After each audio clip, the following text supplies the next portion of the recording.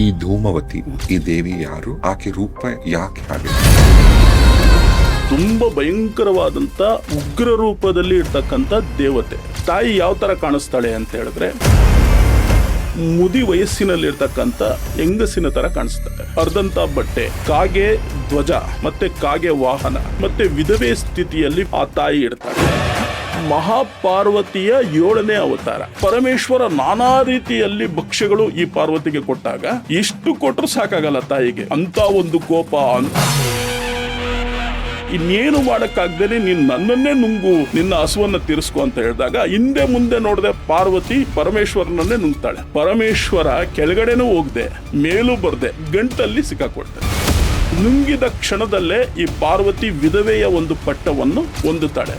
ತಾಯಿಯ ಒಂದು ಮುಖ ಅರ್ಧ ಬಂದು ಪರಮೇಶ್ವರನ ದೇಹ. 2 ದೇಹಗಳಾದಾಗ ಪರಮೇಶ್ವರ ಒಳಗಡೆಯಿಂದನೇ ಒಂದು ಹೊಗೆಯ ರೂಪದಲ್ಲಿ ತಾಯಿಯ ಬಾಯಿಯಿಂದ ಹೊರಗಡೆ ಬರ್ತಾ ಇರ್ತದೆ. ಆಗ ಧೂಮಾವತಿ ಅನ್ನುವಂಥ ಒಂದು ಹೆಸರು ಈ ಒಂದು ಜಗಜ್ಜನನಿಗೆ ಬರುತ್ತೆ.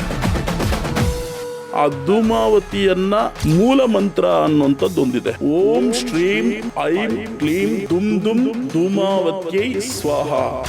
ದೇವಿ ಧೂಮಾವತಿ ಬಗ್ಗೆ ಜನರಲ್ಲಿ ಇರ್ತಕ್ಕಂಥ ಒಂದು ತಪ್ಪು ಕಲ್ಪನೆಗಳಂದ್ರೆ ಏನು? ನನ್ನ ಒಂದು ಪೂಜೆಯಿಂದ ಬರ್ತಕ್ಕಂಥ ಒಂದು ಏನು ಪಾಸಿಟಿವ್ ಎನರ್ಜಿ ಇದೆ ಅದು ಅವರಲ್ಲಿ ಸೇರಿ ಅವರು ಅಷ್ಟು ತಡ್ಕೊಳ್ಳೋದಿಕ್ಕೆ ಅವರಿಗೆ ಶಕ್ತಿ ಇಲ್ಲದೆ ಇರುವಂತ ಕಾರಣಕ್ಕೆ ಅವರು ನನ್ನ ಒಂದು ಆರಾಧನೆ ಮಾಡಬಾರ್ದು.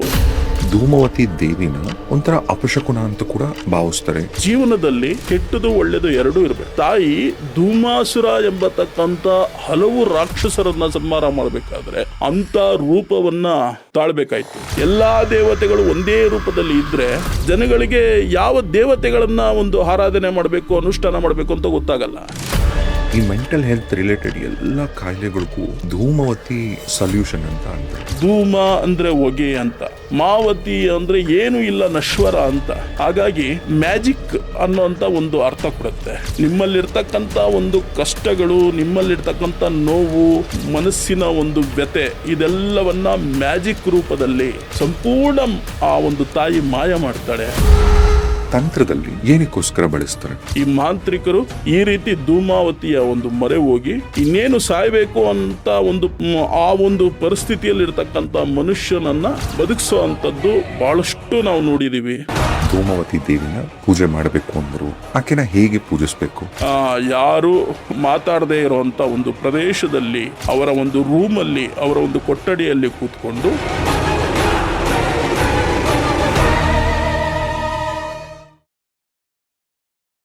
ರಾಜೇಶ್ ರಿವೀಲ್ಸ್ನ ಈ ಮತ್ತೊಂದು ಪಾಡ್ಕಾಸ್ಟ್ಗೆ ಸ್ವಾಗತ. ಇವತ್ತು ನಾವು ಪಾಡ್ಕಾಸ್ಟ್ ಅಲ್ಲಿ ಮಾತಾಡ್ತಿರ್ತಕ್ಕಂಥ ವಿಚಾರ, ಎಸ್ ಅಫ್ಕೋರ್ಸ್ ನನಗೆ ಬಹಳನೇ ಇಷ್ಟವಾದಂಥ ದೇವಿಯವರು ದಶಮಹಾವಿದ್ಯೆಯಲ್ಲಿ ಈಕೆ ರೂಪ, ಈಕೆ ಅಂದರೆ ಈಕೆ ಇರ್ತಕ್ಕಂಥ ರೀತಿನೇ ಒಂಥರ ಅದ್ಭುತ. ಅದು ನಾನು ಲಾಸ್ಟ್ ಟೈಮ್ ಕಾಮಾಖ್ಯಾಗೆ ಹೋದಾಗ, ಇನ್ಫ್ಯಾಕ್ಟ್ ಸಾಕಷ್ಟು ಜನ ಅಲ್ಲಿ ನೀವು ಕಾಮಾಖ್ಯಾಗೆ ಹೋಗಿದ್ರೆ ನಿಮಗೆ ಆ ಬೆಟ್ಟದ ಮೇಲೇ ದಶಮಹಾವಿದ್ಯೆಗಳೆಲ್ಲ ದೇವಿಗಳ ದೇವಸ್ಥಾನಗಳಿದೆ. ಆದರೆ ಇಮ್ಮಿಡಿಯೇಟ್ಲಿ ಮೇನ್ ದೇವಸ್ಥಾನದ ಹಿಂದೆನೇ ಇರ್ತಕ್ಕಂಥ ಧೂಮಾವತಿ ದೇವಸ್ಥಾನ, ಈ ದೇವಸ್ಥಾನಕ್ಕೆ ಜಾಸ್ತಿ ಜನ ಯಾರು ಹೋಗಲ್ಲ, ಅಲ್ಲಿದೆ ಅಂತ ಕೂಡ ಯಾಕೋ ತಿಳಿಸಲ್ಲ ಯಾರು. ಸೊ ಯಾರು ಧೂಮಾವತಿ, ಯಾಕೆ ಆಕೆ ರೂಪ ವಿಚಿತ್ರ, ಆಕೆನ ಕೆಲವರು ಪೂಜಿಸಲ್ಲ, ಇವತ್ತು ಈ ಪಾಡ್ಕಾಸ್ಟಲ್ಲಿ ಕಂಪ್ಲೀಟ್ ಮಾಹಿತಿ ನಿಮಗೋಸ್ಕರ. ಇವತ್ತು ನಮ್ಮ ಪಾಡ್ಕಾಸ್ಟಲ್ಲಿ ಇರ್ತಕ್ಕಂಥವ್ರು ನಾಗರಾಜ್ ಭಟ್ ಅವರು. ನಮಸ್ತೆ. So first of all thank you so much Dhumavati Devi ಬಗ್ಗೆ ತಿಳಿಸ್ಕೊಡಕ್ಕೆ ಬಂದಿದ್ದಕ್ಕೆ. Thank you sir. ನಾನು ಆಗ್ಲೇ ಹೇಳ್ತಿದ್ದಂಗೆ, ಈಗ ಧೂಮಾವತಿ ನಾನು ಕಾಮಾಖ್ಯಕ್ಕೆ ಹೋದಾಗೂ ಕೂಡ ಮೇನ್ ದರ್ಶನ ಆದ್ಮೇಲೆ ನನಗೆ ದಶಮಹಾದೇವಿ ಎಲ್ಲಾ ದೇವಿಗಳು ಇದೆ ಅಂತ ಗೊತ್ತಿತ್ತು, ಬಗಳಾಮುಖಿ ಎಲ್ಲ ಇದೆ. ಆದರೆ ಧೂಮಾವತಿ ಬಗ್ಗೆ ಮೇನ್ ಅಂದ್ರೆ ಎಲ್ಲ ಓಡಾಡೋ ದಾರಿಲಿಲ್ಲ ದೇವಸ್ಥಾನ. ಅದು ದೇವಸ್ಥಾನ ಎಲ್ಲೋ ಹಿಂದೆ, ಆ ಬೆಟ್ಟದಲ್ಲಿ ಹಿಂದೆ ಒಂದು ಸ್ವಲ್ಪ ಒಳಗಿದೆ. ಅದು ಧೂಮಾವತಿ ದೇವಿ ಅಂದ್ರೇನೆ ಆಕೆ ರೂಪ ಭಯಂಕರ, ಆಕೆ ರೂಪನೇ ಒಂಥರ. ಮತ್ತೆ ಕೆಲವರು ಪೂಜಿಸಲ್ಲ, ಕೆಲವ್ರು ಅಂತಲ್ಲ. ನಾನು ಇನ್ಫ್ಯಾಕ್ಟ್ ಕಾಮಾಖ್ಯ ಹೋದಾಗ ಕೂಡ ಆ ಒಂದು ದೇವಸ್ಥಾನಕ್ಕೆ ಮಾತ್ರ ಜನಸಂದಣಿ ಬಹಳ ಕಮ್ಮಿ. ಯಾರೋ ಕೆಲವ್ರು ಮಾತ್ರ ಬರ್ತಿದ್ರು, ಎಲ್ಲರೂ ಹೋಗಲ್ಲ ಧೂಮಾವತಿ ದೇವಸ್ಥಾನ. ಎಷ್ಟಕ್ಕೂ ಈ ಧೂಮಾವತಿ, ಈ ದೇವಿ ಯಾರು, ಆಕೆ ರೂಪ ಯಾಕೆ ಹಾಗೆ? ಧೂಮಾವತಿ ಅನ್ನೋಂಥ ಒಂದು ಶಕ್ತಿ ಏನಿದೆ ಅದು ದಶಮಹಾವಿದ್ಯೆಯಲ್ಲಿ, ನಮ್ಮ ಒಂದು ತಂತ್ರಶಾಸ್ತ್ರದಲ್ಲಿ ದಶಮಹಾವಿದ್ಯೆಯಲ್ಲಿ 7ನೇ ಸ್ಥಾನವನ್ನ ತಾಯಿ ಪಡೆದಿದ್ದಾಳೆ. 7ನೇ ಸ್ಥಾನದಲ್ಲಿ ಇರ್ತಕ್ಕಂಥ ಧೂಮಾವತಿ ತುಂಬ ಭಯಂಕರವಾದಂಥ ಉಗ್ರ ರೂಪದಲ್ಲಿ ಇರ್ತಕ್ಕಂಥ ದೇವತೆ.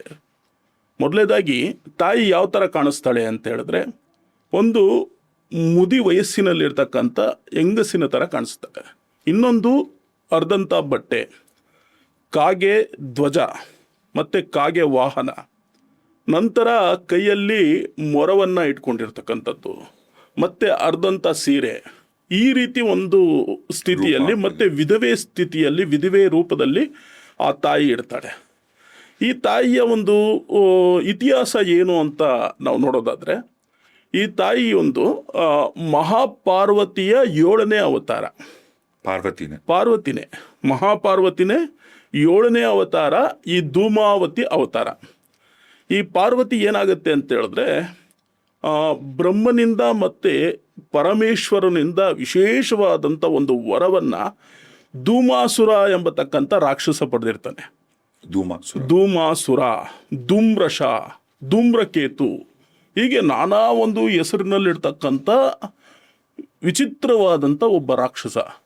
ರಕ್ತಬೀಜಾಸುರನ ತಾವು ಕೇಳಿದ್ದೀರ, ಯಾವ ರೀತಿ ಅವನ ಒಂದು ಇತಿಹಾಸ ಇತ್ತು, ಯಾವ ರೀತಿ ಹಿಂಸೆಯನ್ನು ಕೊಡ್ತಾ ಇದ್ದ ಜನಗಳಿಗೆ, ಋಷಮುನಿಗಳಿಗೆ. ಅದೇ ಥರ ಅಹಂಕಾರದಿಂದ ಈ ಬ್ರಹ್ಮ ಪರಮೇಶ್ವರನ ಒಂದು ಸಿದ್ಧಿಯನ್ನು, ಆ ಬ್ರಹ್ಮ ಪರಮೇಶ್ವರ ವರವನ್ನು ಪಡೆದಿರೋದ್ರಿಂದ ಅತಿಯಾದ ಶಕ್ತಿಯನ್ನು ಈ ಧೂಮ್ರಕೇತು ಪಡಿತಾನೆ. ಈ ಏನು ನಾವು ಹೇಳ್ತೀವಿ, ಈ ಧೂಮಾಸುರ ಪಡೆದಾಗ ಆ ಒಂದು ಏನು ಭೂಮಿಯಲ್ಲಿರ್ತಕ್ಕಂಥ ಜನಗಳನ್ನು ಬಹಳಷ್ಟು ಒಡೆಯೋದು, ಹಿಂಸೆ ಕೊಡುವಂಥದ್ದು, ಋಷಿಮುನಿಗಳಿಗೆ ಹಿಂಸೆ ಕೊಡೋದು, ಇವನ ಒಂದು ಕಾಟ ತಡೆಯೋದಕ್ಕೆ ಆಗಲ್ಲ. ಪ್ರತಿದಿನವೂ ಬಹಳಷ್ಟು ಹಿಂಸೆಯನ್ನು ಕೊಡ್ತಾ ಇರಬೇಕಾದ್ರೆ ಅವರ ಒಂದು ಚೀರಾಟ, ಅವರ ಒಂದು ಹಳು ಕೈಲಾಸಕ್ಕೆ ಕೇಳಿಸುತ್ತೆ. ಕೈಲಾಸಕ್ಕೆ ಶಿವನಿಗೆ ಕೇಳಿಸ್ದಾಗ ಶಿವ ಏನು ಹೇಳ್ತಾನೆ ಅಂತ ಹೇಳಿದ್ರೆ, ಪಾರ್ವತಿಗೆ, ಈ ಒಂದು ಧೂಮ್ರಕೇತುವಿನ ಒಂದು ವಧೆಯನ್ನು ನಾನು ಮಾಡೋದಕ್ಕಾಗಲ್ಲ. ಯಾಕೆ ಅಂತ ಹೇಳಿದ್ರೆ, ನಾನೇ ಒಂದು ವರವನ್ನು ಕೊಟ್ಟು ಅವನಿಗೆ, ನಾನೇ ಶಕ್ತಿಯನ್ನು ಕೊಟ್ಟು ನಾನೇ ಅವನ ಸಂಹಾರ ಮಾಡೋಕ್ಕಾಗೋದಿಲ್ಲ. ಜಗಜ್ಜನನಿಯಾದ ಒಂದು ಸ್ತ್ರೀ ಶಕ್ತಿಯಾದಂಥ ನೀನು ಅವನ ಒಂದು ಸಂಹಾರ ಮಾಡೋದಕ್ಕೆ ಸೂಕ್ತವಾದವಳು, ನೀನು ಹೋಗಿ ಅವನ ಸಂಹಾರ ಮಾಡ್ಕೊಂಡು ಬಾ ಅಂತ ಹೇಳಿ ಪಾರ್ವತಿಗೆ ಪರಮೇಶ್ವರ ತಿಳಿಸಿದಾಗ, ಈ ಪಾರ್ವತಿಯು ಹೋಗ್ತಾ ಇರಬೇಕಾದ್ರೆ ಬಹಳಷ್ಟು ಕೋಪಿತಳಾಗಿರ್ತಾಳೆ.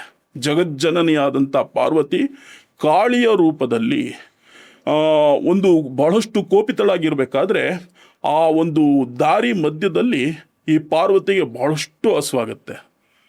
ಹಸುವಾದಾಗ ಮತ್ತೆ ಪರಮೇಶ್ವರನ ಹತ್ರ ಬಂದು ಕೇಳಬೇಕಾದ್ರೆ, ನನ್ನ ಒಂದು ಹಸುವನ್ನು ನೀಗಿಸು ಅಂತ ಕೇಳಿದಾಗ ಈ ಪರಮೇಶ್ವರ ನಾನಾ ರೀತಿಯಲ್ಲಿ ಭಕ್ಷ್ಯಗಳು ಈ ಪಾರ್ವತಿಗೆ ಕೊಟ್ಟಾಗ ಎಷ್ಟು ಕೊಟ್ಟರು ಸಾಕಾಗಲ್ಲ ತಾಯಿಗೆ. ಅಂಥ ಒಂದು ಕೋಪ, ಅಂಥ ಒಂದು ಹಸುವು ಆ ಒಂದು ಜಗಜ್ಜನನಿಯಲ್ಲಿ ಇರುತ್ತೆ. ನಂತರ ಇನ್ನೇನು ಮಾಡೋಕ್ಕಾಗ್ದೇ ನೀನು ನನ್ನನ್ನೇ ನುಂಗು, ನಿನ್ನ ಹಸುವನ್ನು ತೀರಿಸ್ಕೊ ಅಂತ ಹೇಳಿದಾಗ ಹಿಂದೆ ಮುಂದೆ ನೋಡದೆ ಪಾರ್ವತಿ ಪರಮೇಶ್ವರನನ್ನೇ ನುಂಗ್ತಾಳೆ. ಪಾರ್ವತಿ ಸಂಪೂರ್ಣ ಪರಮೇಶ್ವರನನ್ನೇ ನುಂಗಿದಾಗ ಪರಮೇಶ್ವರ ಕೆಳಗಡೆನೂ ಹೋಗದೆ ಮೇಲೂ ಬರದೆ ಗಂಟಲ್ಲಿ ಸಿಕ್ಕಾಕೊಳ್ತಾನೆ. ಗಂಟ್ಲಲ್ಲಿ ಸಿಕ್ಕಾಕೊಂಡಾಗ ನುಂಗಿದ ಕ್ಷಣದಲ್ಲೇ ಈ ಪಾರ್ವತಿ ವಿಧವೆಯ ಒಂದು ಪಟ್ಟವನ್ನು ಹೊಂದುತ್ತಾಳೆ. ಅಂದ್ರೆ ಗಂಡನನ್ನೇ ನುಂಗೋದು ಅಂತ ಅಂದ್ರೆ ಆ ಒಂದು ಸ್ಥಿತಿ ಅಂತದ್ದು. ಆ ಒಂದು ತಾಯಿಯ ಕಾಳಿಯ ಸ್ಥಿತಿ ಆ ರೀತಿ ಇರುತ್ತೆ. ಆ ಸಮಯದಲ್ಲಿ ಯಾರು ಏನು ಎತ್ತ ಏನು ನೋಡೋದಿಲ್ಲ. ಗಂಡ ಆದರೂ ಅಷ್ಟೇ, ಯಾರಾದರೂ ಅಷ್ಟೇ. ಹಸು ತೀರಬೇಕು, ಕಮ್ಮಿ ಆಗಬೇಕು, ಆ ಒಂದು ಏನು ಹಸುವು ಅಂತ ಇದ್ದಾಗ ತನ್ನ ಗಂಡನನ್ನು ಲಕ್ಕಿಸದೆ ಆ ಗಂಡನನ್ನೇ ಸಂಪೂರ್ಣವಾಗಿ ನುಂಗ್ಬಿಡ್ತಾಳೆ. ನುಂಗ್ದಾಗ ಆ ಒಂದು ಪರಮೇಶ್ವರ ಹೊಟ್ಟೆ ಒಳಗಡೆ ಹೋಗ್ದೇನೆ ಕಂಠದಲ್ಲಿ ನಿಂತ್ಕೊಂಡಾಗ ಈ ದೇವತೆಗಳೆಲ್ಲ ಹುಡುಕ್ತಾರೆ, ಪರಮೇಶ್ವರ ಎಲ್ಲೋದ ಅಂತ ಎಲ್ಲ ಲೋಕಗಳನ್ನೆಲ್ಲ ಹುಡುಕ್ತಾ ಇರಬೇಕಾದ್ರೆ ನಾರದ ಮುನಿಗಳು ಹೇಳ್ತಾರೆ, ಈ ರೀತಿ ಪಾರ್ವತಿ ಪರಮೇಶ್ವರನನ್ನು ನುಂಗಿ ಪರಮೇಶ್ವರ ಅಮ್ಮನವರ ಕಂಠ ಭಾಗದಲ್ಲಿ ಇದ್ದಾನೆ ಅಂತ ಹೇಳಿದಾಗ ಇದೆಲ್ಲವೂ ಒಂದು ಶಕ್ತಿಯ ಒಂದು ಇತಿಹಾಸಕ್ಕೆ ಸೇರುವಂಥ ಒಂದು ಕತೆ. ಹಾಗಾಗಿ ಏನಾಗುತ್ತೆ ಅಂತ ಹೇಳಿದ್ರೆ, ಪರಮೇಶ್ವರ ಗಂಟ್ಲಲ್ಲಿ ಸಿಕ್ಕಾಕೊಂಡಾಗ ಈ ತಾಯಿಯ ನಾನಾ ವಿಚಿತ್ರವಾದಂಥ ರೂಪ ಬದಲಾವಣೆ ಆಗುತ್ತೆ. ಈ ಒಂದು ತಾಯಿಯ ಒಂದು ಮುಖ ಅರ್ಧ ಬಂದು ಪರಮೇಶ್ವರನ ದೇಹ. ಈ ರೀತಿ 2 ದೇಹಗಳಾಗತ್ತೆ. 2 ದೇಹಗಳಾದಾಗ ಪರಮೇಶ್ವರ ಒಳಗಡೆಯಿಂದನೇ ಒಂದು ಹೊಗೆಯ ರೂಪದಲ್ಲಿ ತಾಯಿಯ ಬಾಯಿಯಿಂದ ಹೊರಗಡೆ ಬರ್ತಾ ಇರ್ತಾನೆ. ಆಗ ಧೂಮಾವತಿ ಅನ್ನುವಂಥ ಒಂದು ಹೆಸರು ಈ ಒಂದು ಜಗಜ್ಜನನಿಗೆ ಬರುತ್ತೆ. ಧೂಮ ಅಂದ್ರೆ ಹೊಗೆ. ಹೊಗೆ, ಧೂಮ ಅಂದರೆ ಹೊಗೆ. ಧೂಮಾವತಿ ಅಂತ ಹೇಳಿದ್ರೆ ಹೊಗೆಯನ್ನ ಬಿಟ್ಟು ಹೊಗೆಯ ರೂಪದಲ್ಲಿ ಆವತಿಯನ್ನು ಪಡೆದವಳು ಅಂತ. ಓಕೆ. ಧೂಮಾವತಿ, ಅಲ್ಲಿಗೆ ಈ ಜಗಜ್ಜನನಿಗೆ ಧೂಮಾವತಿ ಅನ್ನೋಂಥ ಒಂದು ಹೆಸರು ಆ ಒಂದು ಲೋಕ ಕಲ್ಯಾಣಕ್ಕೆ ಇಷ್ಟಾರ್ಥವಾಗಿ ಆ ಒಂದು ತಾಯಿಗೆ ಆ ಹೆಸರು ಸಿಗತ್ತೆ. ತದನಂತರ ಈ ಒಂದು ರಾಕ್ಷಸ ಯಾವ ರೀತಿ ಒಂದು ಬೇಡ್ಕೊಂಡಿರ್ತಾನೆ ಅಂತ ಹೇಳಿದ್ರೆ, ನನ್ನ ಒಂದು ಮರಣ ದೇವತೆಗಳಾಗಲಿ ಯಾವುದೇ ಒಂದು ಪ್ರಾಣಿ ಜೀವ ಜಂತುಗಳಿಂದ ಆಗಲಿ ನನ್ನ ಮರಣವಾಗಬಾರ್ದು. ನನ್ನ ಮರಣ ಏನಾದರೂ ಆಗಬೇಕು ಅಂತ ಹೇಳಿದ್ರೆ ಒಂದು ಗಾಳಿಯ ರೂಪದಲ್ಲಿ ಆಗಬೇಕು. ಗಾಳಿಯ ರೂಪದಲ್ಲಿ, ಯಾವುದಾದ್ರೂ ಒಂದು ಬಿರುಗಾಳಿ ರೂಪದಲ್ಲಿ ನನ್ನ ಕೊಚ್ಕೊಂಡು ಹೋಗೋ ಥರ ಅಥವಾ ನೀರಿನಲ್ಲಿ ಕೊಚ್ಕೊಂಡು ಹೋಗೋ ಥರ ಈ ರೀತಿ ನನ್ನ ಮರಣ. ಯಾಕೆಂದರೆ ಅದು ಎರಡರಲ್ಲೂ ಆಗಲ್ಲ ಅಂತ ಗೊತ್ತು. ಹಾಗಾಗಿ ಈ ರಾಕ್ಷಸ ಬಹಳ ಬುದ್ಧಿವಂತ. ಹುಟ್ಟಿದಾಗಲೇ ತಂದೆಯನ್ನೇ ನುಂಗ್ಕೊಂಡಿರ್ತಾನೆ. ಕೋರೆ ಅಲ್ಲಿನ ಸಮೇತವಾಗಿ ಹುಟ್ಟಿರ್ತಾನೆ. ಅಂಥ ವಿಚಿತ್ರವಾದಂಥ ರಾಕ್ಷಸ, ಶಕ್ತಿಯುತವಾದಂಥ ರಾಕ್ಷಸ. ಆ ರೀತಿ ಒಂದು ಬ್ರಹ್ಮನಲ್ಲಿ ಹೊರ ಪಡೆದಿರಬೇಕಾದ್ರೆ ಧೂಮಾವತಿಯಿಂದನೇ ಅವನ ಸಂಹಾರ ಆಗಬೇಕು, ಅದು ಹೊಗೆಯ ರೂಪದಲ್ಲೇ ಸಂಹಾರ ಆಗಬೇಕು ಅನ್ನೋದಿರುತ್ತೆ. ಆಗ ಈ ಜಗಜ್ಜನನಿ ಹೋಗಿ ಹೊಗೆಯ ರೂಪದಲ್ಲಿ ಆ ರಾಕ್ಷಸನ ಬಾಯಿಂದ ಅವನ ದೇಹ ಸಂಪೂರ್ಣ ಒಂದು ಹೊಗೆಯಲ್ಲಿ ಸೇರಿಕೊಂಡು ಆ ರಾಕ್ಷಸನ ಸಂಹಾರ ಆಗತ್ತೆ. ಈ ರೀತಿ ಧೂಮಾವತಿಯ ಬಹಳ ವಿಚಿತ್ರವಾದಂಥ ಒಂದು ಈ ಕತೆ. ಇದ್ರ ಜೊತೆಗೆ ಇನ್ನೊಂದು ಇತಿಹಾಸ ಏನು ಅಂತ ಹೇಳಿದ್ರೆ, ಈ ಪಾರ್ವತಿ ಪರಮೇಶ್ವರನ ಕೇಳ್ತಾರೆ, ನನ್ನ ಭಕ್ತರು ನನ್ನನ್ನು ತುಂಬ ಇಷ್ಟಪಟ್ಟು ಕರೀತಾ ಇದ್ದಾರೆ, ನಾನು ಹೋಗಬೇಕು, ನಂತರ ಅದು ಅವರ ಕಷ್ಟ ಏನಿದೆ ಅದನ್ನ ನೋಡ್ಕೊಂಡು ಮತ್ತೆ ಬರ್ತೀನಿ ಅಂತ ಹೇಳಿದಾಗ ಪರಮೇಶ್ವರ ಈಗ ಸದ್ಯಕ್ಕೆ ಬೇಡ, ನಂತರ ನಾನು ಹೇಳ್ದಾಗ ನೀನು ಹೋಗು ಅಂತ ಹೇಳ್ತಾನೆ. ಆಗ ಈ ಜಗಜ್ಜನನಿಗೆ ಬಹಳಷ್ಟು ಕೋಪಗೊಂಡು ಈ ದಶಮಹಾವಿದ್ಯೆಯಲ್ಲಿ 10 ಕಾಳಿಯರಿದ್ದಾರಲ್ಲ, 10 ಕಾಳಿಯರು ಗಂಡನ ಸುತ್ತಲೂ ನಿಂತ್ಕೊಳ್ತಾರೆ. ಪರಮೇಶ್ವರನ ಸುತ್ತಲೂ 10 ಜನ ನಿಂತ್ಕೊಂಡು ಕೋಪದಿಂದ ಆ ಶಿವನನ್ನು ನೋಡ್ತಾರೆ. ನನ್ನನ್ನು ಕಳಿಸ್ತಾ ಇಲ್ಲ ನೀನು, ಯಾವ ಕಾರಣಕ್ಕೆ ಈ ರೀತಿ ಮಾಡ್ತಾ ಇದೆಯಾ? ನನ್ನ ಭಕ್ತಾದಿಗಳು ನನಗೆ ಬಹಳ ಮುಖ್ಯ, ಅವ್ರನ್ನ ನಾನು ನೋಡಬೇಕು ಅಂತ ಹೇಳಿದಾಗ ಆ 10 ಜನ ಕಾಳಿಯರಲ್ಲಿ ಆಗ್ನೇಯ ಭಾಗದಲ್ಲಿ ಬಹಳ ವಿಚಿತ್ರವಾಗಿ ನಗ್ತಾ ಇರತಕ್ಕಂಥ ಈ ದಕ್ಷಿಣ ದಿಕ್ಕಿನಲ್ಲಿ ನಿಂತಿರ್ತಕ್ಕಂಥವಳೆ ಧೂಮಾವತಿ. ಬಹಳಷ್ಟು ಆ ಒಂದು ರೂಪವನ್ನು ನೋಡಿ ಪರಮೇಶ್ವರ ಕೂಡ ನಿನಗಿಷ್ಟ ಬಂದಾಗ ಮಾಡ್ಕೊ ಅಂತ ಹೇಳಿ ಕಳಿಸ್ಬಿಡ್ತಾನೆ. ಅಂಥ ವಿಚಿತ್ರವಾದಂಥ ಒಂದು ತಾಯಿಯ ರೂಪ. ಈ ಒಂದು ತಾಯಿಯ ರೂಪದ ನಂತರ ಬಹಳಷ್ಟು ಆ ಒಂದು ತ್ರೇತಾಯುಗದಲ್ಲಿ ರಾಕ್ಷಸರ ಸಂಹಾರಗಳಾಗತ್ತೆ, ಲೋಕ ಕಲ್ಯಾಣವಾಗತ್ತೆ. ಋಷಿ ಮುನಿಗಳಿಗೆ ಬಹಳಷ್ಟು ಈ ಒಂದು ತಾಯಿಯಿಂದ ಒಂದು ಅನುಕೂಲಗಳಾಗತ್ತೆ. ಹೀಗೆ ಧೂಮಾವತಿ ಅನ್ನುವಂಥ ಹೆಸರು ಪ್ರಚಲಿತವಾಯಿತು. ಅದೇ ಥರ ಈ ಧೂಮಾವತಿ ಯಾವಾಗ ತನ್ನ ಒಂದು ಗಂಡನನ್ನು ನುಂಗುತ್ತಾಳೆ, ಆಗ ವಿಧವೆ ಅನ್ನುವಂಥ ಒಂದು ಪಟ್ಟ ಸಿಗೋದ್ರಿಂದ ಮದುವೆ ಆಗಿರ್ತಕ್ಕಂಥ ದಂಪತಿಗಳು ಧೂಮಾವತಿಯ ದೇವಸ್ಥಾನಕ್ಕೆ ಹೋಗಬಾರ್ದು ಅನ್ನೋಂಥದ್ದಿದೆ. ಧೂಮಾವತಿಯ ದೇವಸ್ಥಾನಕ್ಕೆ ಹೋಗಬಾರ್ದು, ಮತ್ತು ಧೂಮಾವತಿಯನ್ನು ಒಂದು ಪೂಜೆ ಪುರಸ್ಕಾರಗಳನ್ನು ಮಾಡಬಾರ್ದು. ಆ ತಾಯಿಯ ಒಂದು ದೃಷ್ಟಿ ಏನಿದೆ ಅದು ಇವ್ರಿಗೆ ತಗಲಬಾರ್ದು ಅನ್ನೋಂಥದ್ದಿದೆ. ಹಾಗಾಗಿ ಮುತ್ತೈದೆಯರು ಮದುವೆ ಆಗಿರ್ತಕ್ಕಂಥವ್ರು ಹೋಗಲ್ಲ. ಆದರೆ ಈ ತಾಯಿಯ ರಕ್ಷಣೆ ಯಾರಿಗಿದೆ ಅಂದರೆ ವಯಸ್ಸಾಗಿರ್ತಕ್ಕಂಥವ್ರಿಗಿದೆ. 55-60 ವರ್ಷ ಆಗಿರ್ತಕ್ಕಂಥ ಮುದಿ ವಯಸ್ಸಿನಲ್ಲಿರ್ತಕ್ಕಂಥ ಜನಗಳಿಗೆ ಈ ತಾಯಿಯ ಒಂದು ಸಂಪೂರ್ಣವಾದಂಥ ಒಂದು ಅನುಗ್ರಹ ಸಿಗುತ್ತೆ. ಹಾಗಾಗಿ ಅವರೆಲ್ಲ ಹೋಗ್ಬೋದು, ಆ ದರ್ಶನವನ್ನು ಮಾಡ್ಬೋದು. ಅವರಿಗೋಸ್ಕರ ವಿಶೇಷವಾದಂಥ ಒಂದು ಪೂಜೆ, ವಿಶೇಷವಾದಂಥ ಮಂತ್ರಗಳಿರುತ್ತೆ. ಆ ಮಂತ್ರದಿಂದ ಆ ತಾಯಿಯಿಂದ ಮುಕ್ತಿ ಸಿಗುತ್ತೆ ಅನ್ನುವಂಥದ್ದು ಪುರಾಣದಲ್ಲಿರ್ತಕ್ಕಂಥ ಇತಿಹಾಸ, ಉಲ್ಲೇಖವಾಗಿರ್ತಕ್ಕಂಥದ್ದು. ಅದೇ ಥರ ಈ ನಮ್ಮ ತಾಂತ್ರಿಕ ಭಾಗದಲ್ಲಿ ಚಿನ್ನಮಸ್ತ ಅಂತ ನಾವು ಕರಿತೀವಿ. ಚಿನ್ನಮಸ್ತಾ ದೇವಿಯನ್ನು ಮತ್ತೆ ಕಮಲಾಕ್ಷಿ ಅಂತ ಚಿನ್ನಮಸ್ತ. ಅದೇ ಥರ ಧೂಮಾವತಿಯನ್ನು ನಾವು ಯಾವುದಾದ್ರೂ ಕೆಟ್ಟದಾದಂಥ ಮಾರಣಾಂತಿಕ ಪ್ರಯೋಗಕ್ಕೆ ಜನಗಳನ್ನು ಬಳಸಿದಾಗ ಅದನ್ನು ನಿವಾರಣೆ ಮಾಡೋದಕ್ಕೆ ಧೂಮಾವತಿಯನ್ನು ನಾವು ಬಳಸ್ಕೊಳ್ತೀವಿ. ಯಾಕೆ ಅಂತ ಹೇಳಿದ್ರೆ ಈ ಒಂದು ಮಾರಣಾಂತಿಕ ಪ್ರಯೋಗ ಅನ್ನುವಂಥದ್ದು ಅಥವಾ ಸತ್ತ ಮೇಲೆ ಜನಗಳನ್ನು ಏನು ನಾವು ಸಂಸ್ಕಾರವನ್ನು ಮಾಡ್ತೀವಿ, ಅವರನ್ನು ಬೆಂಕಿಯಲ್ಲಿ ಆಹುತಿ ಕೊಡ್ತೀವಿ, ಆ ಸಂದರ್ಭದಲ್ಲಿ ಬರುವಂಥ ಆ ಹೊಗೆ ಏನಿದೆ, ಆ ಹೊಗೆಯೇ ಧೂಮಾವತಿ ಅಂತ. ಆ ಧೂಮಾವತಿಯು ಈ ಒಂದು ಮಾರಣಾಂತಿಕ ಸಮಸ್ಯೆಗಳನ್ನು ದೂರ ಮಾಡ್ತಾಳೆ ಅನ್ನುವಂಥದ್ದು ಇತಿಹಾಸ. ಮತ್ತೆ ಈ ಧೂಮಾವತಿಯಿಂದ ಯಾವುದಾದ್ರೂ ಕೆಟ್ಟ ರೋಗ ಇದ್ದರೆ ಅದು ಪರಿಹಾರ ಆಗುವಂಥದ್ದು. ತುಂಬ ಭಯದಿಂದ ಇತ್ತು ಅಂದರೆ ಈ ಧೂಮಾವತಿಯ ಒಂದು ಆರಾಧನೆಯಿಂದ ಅವರಿಗೆ ವಿಶೇಷವಾದಂಥ ಒಂದು ಧೈರ್ಯ ಬರುತ್ತೆ. ಬಹಳ ಮುಖ್ಯವಾಗಿ ಪುರಾಣ ಗ್ರಂಥಗಳಲ್ಲಿ ಧೂಮಾವತಿಯ ಒಂದು ಪೂಜೆ ಏನು ಇದರಿಂದ ಒಂದು ಫಲ ಅಂತ ನಾವು ನೋಡಿದಾಗ ಅದರಿಂದ ಧೈರ್ಯ ಅನ್ನುವಂಥದ್ದಿದೆ, ಅದರಿಂದ ಮುಕ್ತಿ ಅನ್ನುವಂಥದ್ದಿದೆ. ಧೂಮಾವತಿಯ ಆರಾಧನೆಯಿಂದ ಮುಕ್ತಿ ಅನ್ನುವಂಥದ್ದು. ಈ ದಶಮಹಾವಿದ್ಯೆಯಲ್ಲಿರ್ತಕ್ಕಂಥ 10 ಕಾಳಿಯರಲ್ಲೇನೆ ಧೂಮಾವತಿಯ ಶಕ್ತಿನೇ ವಿಚಿತ್ರವಾದಂಥದ್ದು, ಭಾಳ ವಿಶೇಷವಾದಂಥದ್ದು. ಅದನ್ನು ತಾಂತ್ರಿಕರು, ಮಾಂತ್ರಿಕರು, ಅಘೋರಿಗಳು ಬಿಟ್ಟು ವಯಸ್ಸಾಗಿರ್ತಕ್ಕಂಥವ್ರಿಗೆ ಮಾತ್ರ ಇದರ ಒಂದು ಶಕ್ತಿ ಇರ್ತಕ್ಕಂಥದ್ದು. ಇದನ್ನು ಈ ಒಂದು ತಾಯಿಯನ್ನು ಆರಾಧನೆ ಮಾಡ್ಬೋದು ಅಂತ. ಅದನ್ನು ಬಿಟ್ಟು ಬೇರೆ ಯಾರು ಕೂಡ ಈ ದೇವಿಯನ್ನು ಆರಾಧನೆ ಮಾಡಿಸ್ಕೊಳ್ಳೋದಿರ್ಬೋದು, ಒಂದು ಸಿದ್ಧಿ ಪಡ್ಕೊಳ್ಳೋವಂಥದ್ದಿರ್ಬೋದು, ಜಪಗಳಿರ್ಬೋದು ಮಾಡಬಾರ್ದು. ಆ ತಾಯಿಯ ಒಂದು ಶಕ್ತಿಯನ್ನು ತಡ್ಕೊಳ್ಳಿಕ್ಕೆ ಆಗೋದಿಲ್ಲ. ಹಾಗಾಗಿ ಒಂದು ಗ್ರಂಥದಲ್ಲೇ ಉಲ್ಲೇಖ ಆಗಿರುತ್ತೆ, ಇಂಥವ್ರು ಮಾತ್ರ ಈ ಒಂದು ತಾಯಿಯ ಒಂದು ಆರಾಧನೆ ಮಾಡಬಹುದು ಅಂತ.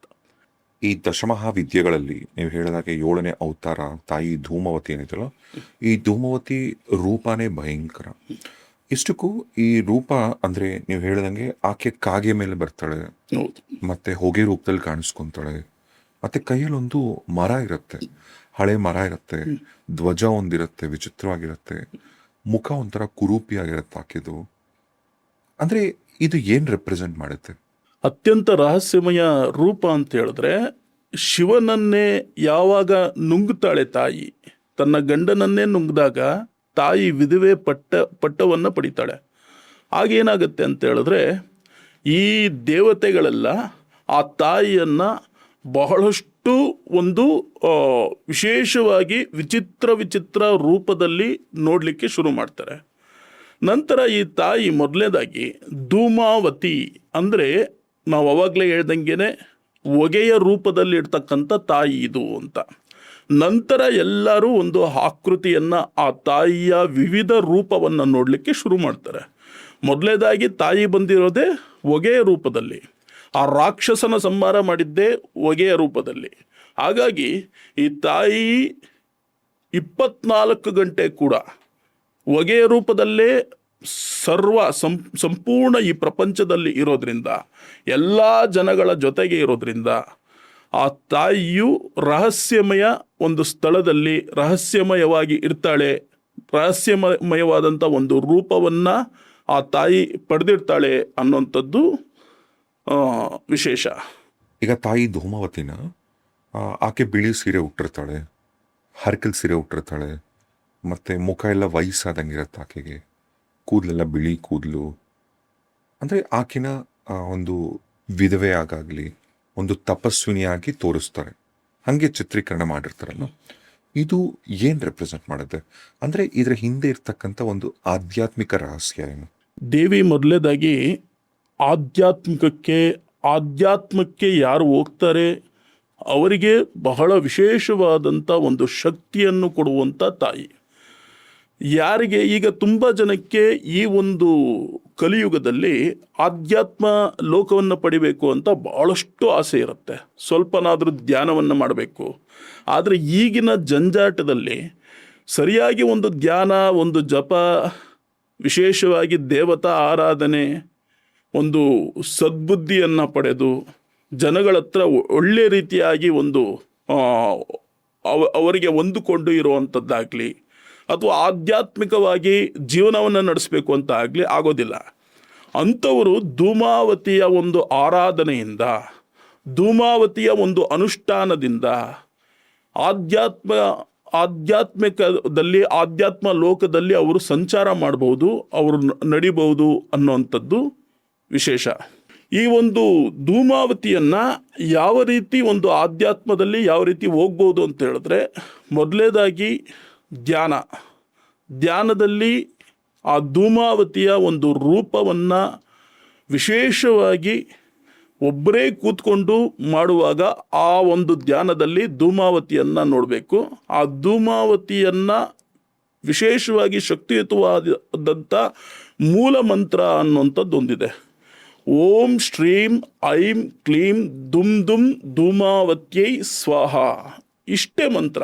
ಎಲ್ಲ ಒಂದು ದೇವಾನುದೇವತೆಗಳಿಗೆ ಒಂದಷ್ಟು ಉದ್ದ ಇದ್ದಾಗ ಎಲ್ಲ ಕಷ್ಟಕರವಾದಂಥ ಒಂದು ಮಂತ್ರಗಳು ಹೇಳೋಕ್ಕಾಗದೆ ಒದ್ದಾಡ್ತಾ ಇರಬೇಕಾದ್ರೆ ಈ ಒಂದು ತಾಯಿಯ ಮಂತ್ರ ಬಹಳ ಸರಳವಾಗಿದೆ. ಈ ಮಂತ್ರ ಜಪದಿಂದ ಆಧ್ಯಾತ್ಮಿಕ ಲೋಕವನ್ನು ಪಡಿಬೋದು.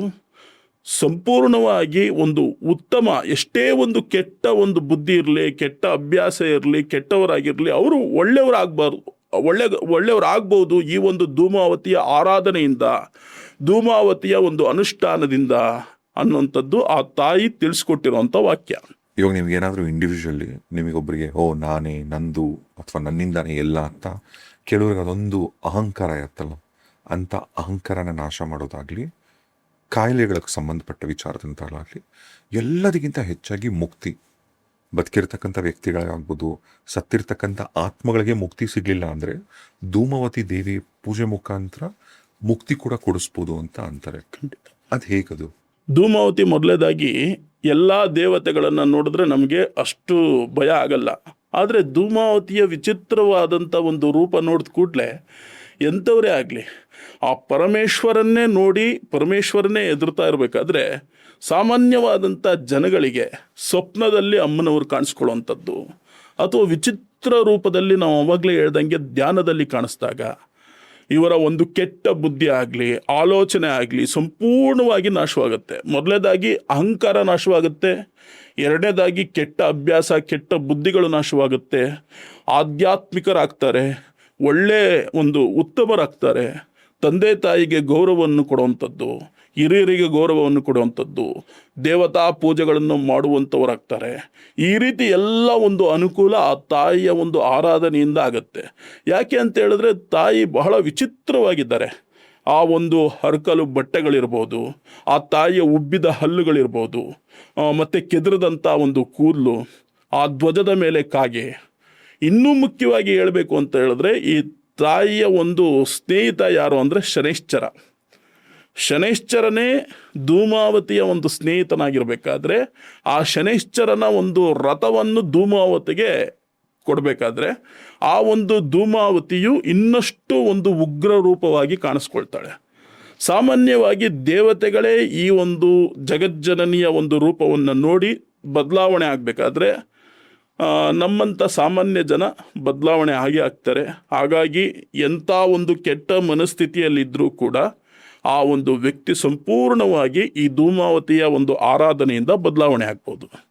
ಈಗ ಧೂಮಾವತಿ ದೇವಿನ ಮದುವೆ ಆದಂಥ ಗಂಡ ಹೆಂಡ್ತಿರು, ಹೊಸ ಗಂಡ ಹೆಂಡ್ತಿರು ಪೂಜೆ ಮಾಡಬಾರ್ದು ಅಂತಾರೆ.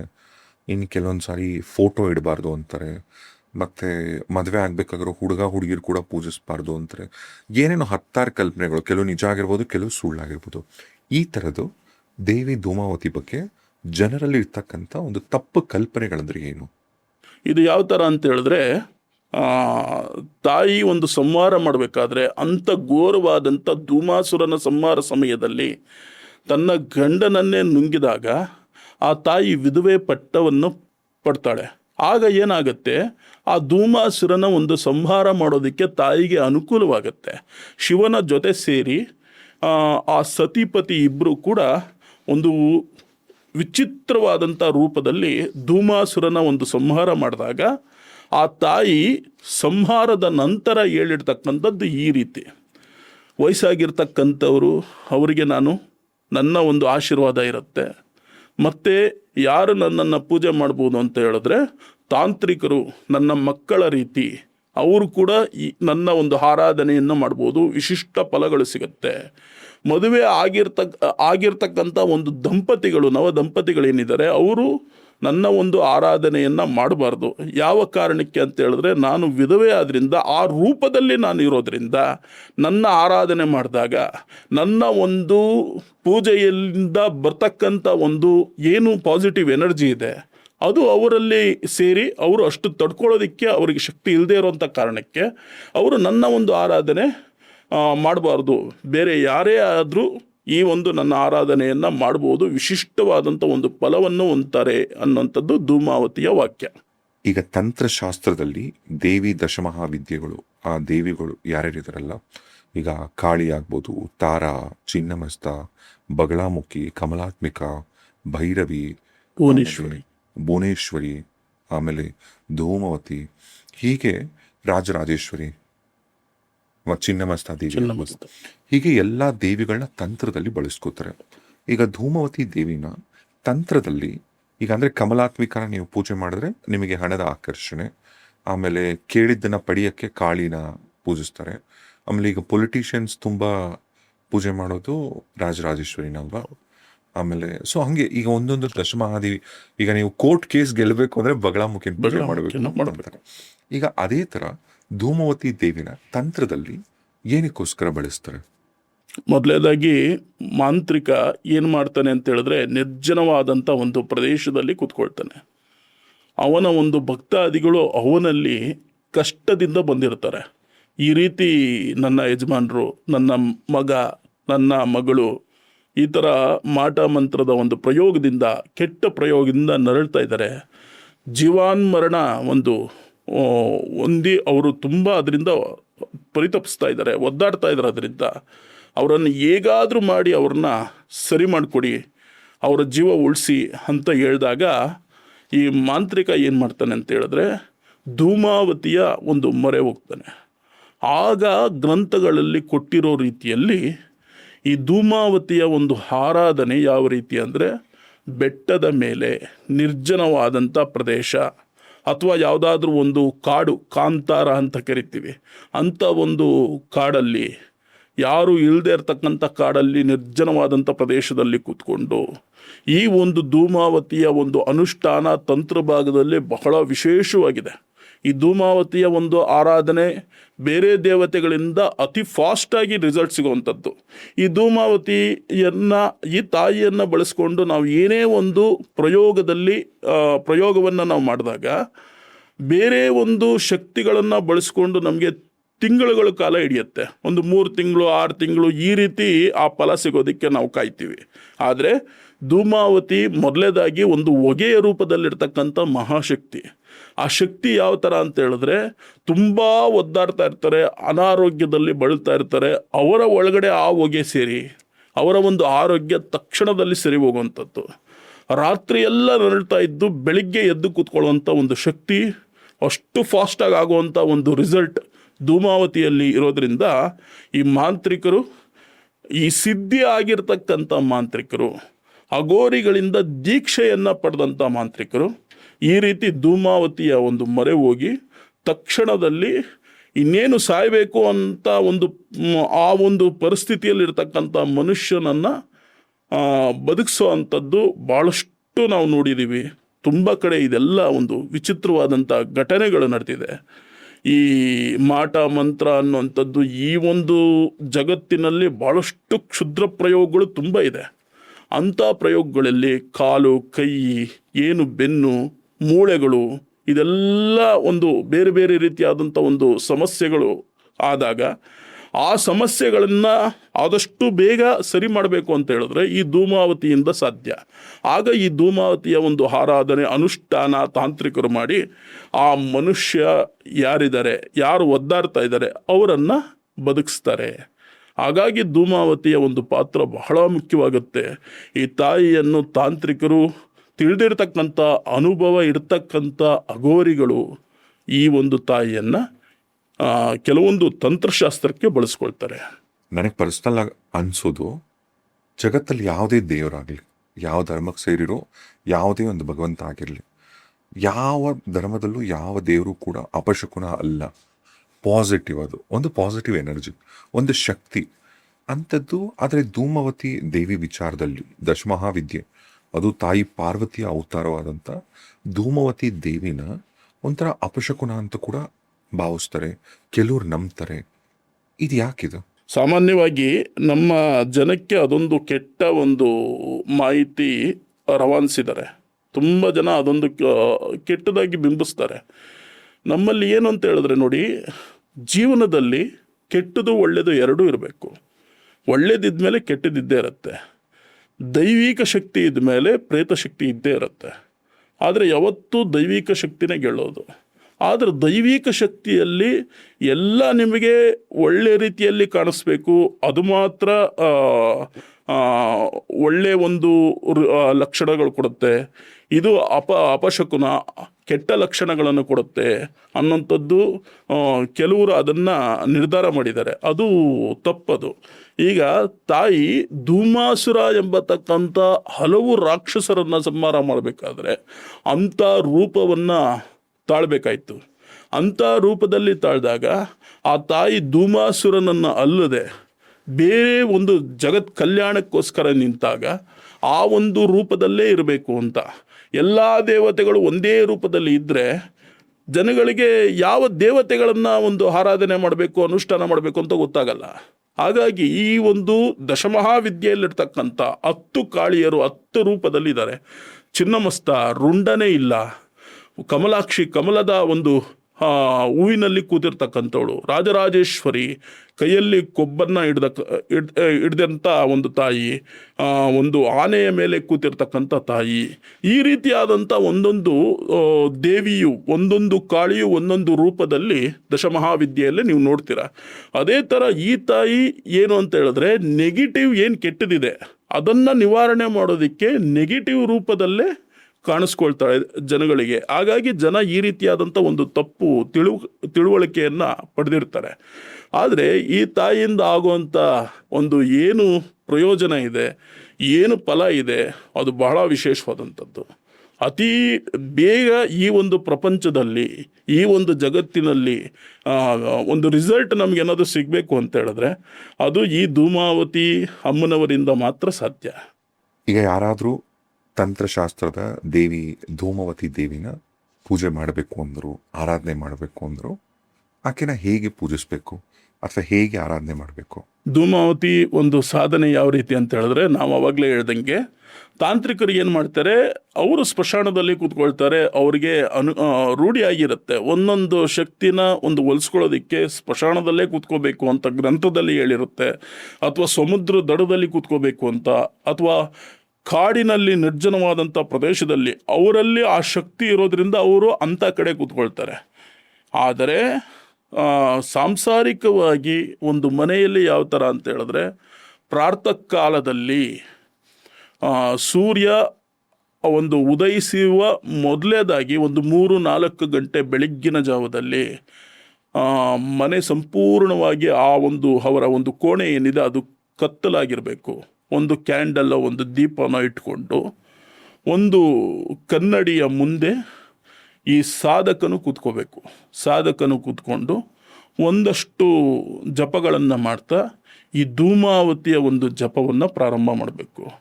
ಮೊದಲನೇದಾಗಿ 108 ಧೂಮಾವತಿಯ ಮೂಲ ಮಂತ್ರ ಜಪ. ನಾವು ಅವಾಗಲೇ ಹೇಳ್ದಾಗೆ ಓಂ ಹ್ರೀಂ ಐಂ ದುಮ್ ದುಮ್ ಧೂಮಾವತ್ಯೈ ಸ್ವಾಹ, ಇದಿಷ್ಟೇ ಮಂತ್ರ. ತಾಂತ್ರಿಕರು ಹೇಳೋದು ಇದೇ ಮಂತ್ರ. ಸಾಮಾನ್ಯವಾಗಿ ಎಲ್ಲ ಜನಗಳು ಈ ಮಂತ್ರವನ್ನು ಹೇಳಬೇಕು. ಈ ಮಂತ್ರ ಹೇಳಬೇಕಾದ್ರೆ ಇನ್ನೊಂದೇನು ಅಂತ ಹೇಳಿದ್ರೆ, ಇದಕ್ಕೆ ಗುರು ದೀಕ್ಷೆ ಇಲ್ಲದೆ ಈ ಸಾಧನೆಯನ್ನು ಯಾರು ಮಾಡೋದಕ್ಕಾಗೋದಿಲ್ಲ. ಗುರು ದೀಕ್ಷೆಯೂ ಬೇಕು, ಮತ್ತು ಧೂಮಾವತಿಯ ಶಕ್ತಿಯುತವಾದಂಥ ಒಂದು ಯಂತ್ರ ಇದ್ದರೆ ಆ ತಾಯಿ ಬೇಗ ಒಲಿತಾಳೆ. ಹಾಗಾಗಿ ಪ್ರತಿಯೊಬ್ಬರು ಯಾರೇ ಆಗಲಿ ಈ ಒಂದು ತಾಯಿಯ ಒಂದು ಅನುಗ್ರಹ ಪಡೆಯಬೇಕು. ನಾನಾ ಕಷ್ಟಗಳಿಂದ ಅಲಕ್ಷ್ಮಿ ಅಂತ ಕರೀತಾರೆ ಧೂಮಾವತಿಯನ್ನು, ಜ್ಯೇಷ್ಠಾದೇವಿ ಅಂತ ಕರೀತಾರೆ.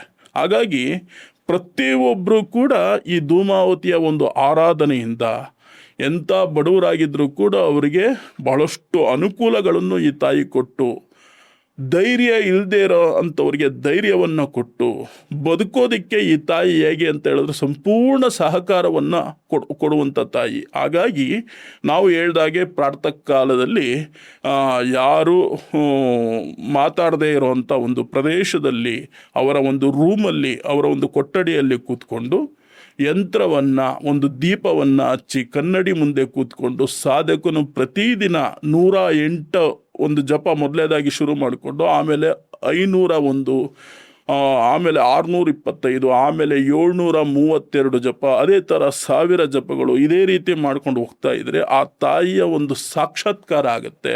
ಆ ತಾಯಿ ಕನಸಿನಲ್ಲಿ ಕಾಣಿಸ್ಕೊಳ್ತಾಳೆ. ಆ ತಾಯಿಯ ಸಾಕ್ಷಾತ್ಕಾರ ಕನಸಿನಲ್ಲಿ ಕಾಣಿಸ್ಕೊಂಡಾಗ ಯಾವ ರೂಪದಲ್ಲಿ ಕಾಣಿಸ್ಕೊಳ್ತಾಳೆ ಅನ್ನೋದು ಬಹಳ ಮುಖ್ಯ. ನೀವು ನೋಡಿದಾಗೆ ವಿಚಿತ್ರವಾಗಿರ್ತಾಳೆ, ಇಲ್ಲ ಅಂತ ಹೇಳಿದ್ರೆ ಲಕ್ಷ್ಮಿಯ ರೂಪದಲ್ಲಿ ಇರ್ತಾಳೆ.